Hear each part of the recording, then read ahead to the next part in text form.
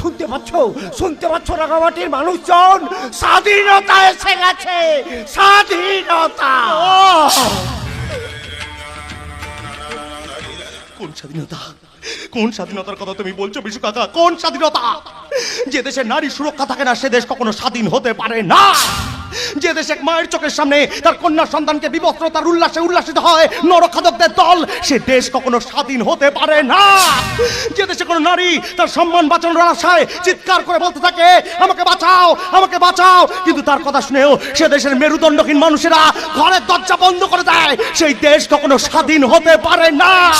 যে দেশে কোনো সংবাদ মাধ্যমে কোনো ধর্ষিতাকে দেখানোর জন্য তার মুখটা ঝাপসা করে দিয়ে প্রমাণ করে দেওয়া হয় যে তোমরা ধর্ষিতা, তাই এই সমাজে তোমাদের মুখ দেখানোটাই অসম্মানের, সেই দেশ কখনো স্বাধীন হতে পারে না বিশু কাকা। সেই দেশ কখনো স্বাধীন হতে পারে না বিশু কাকা। সেই দেশ কখনো স্বাধীন হতে পারে না।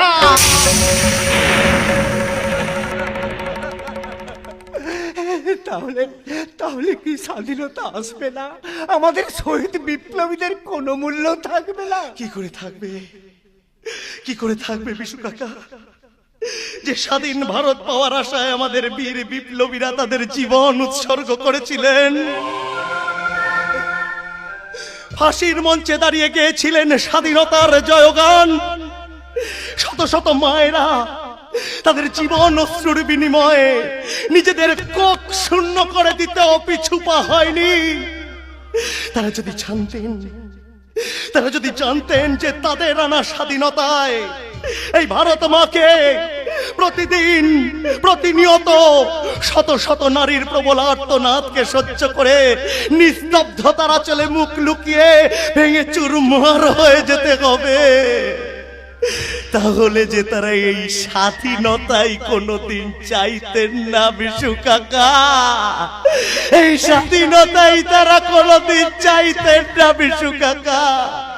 এই স্বাধীনতাই তারা আর কোনোদিন চাইতেন না।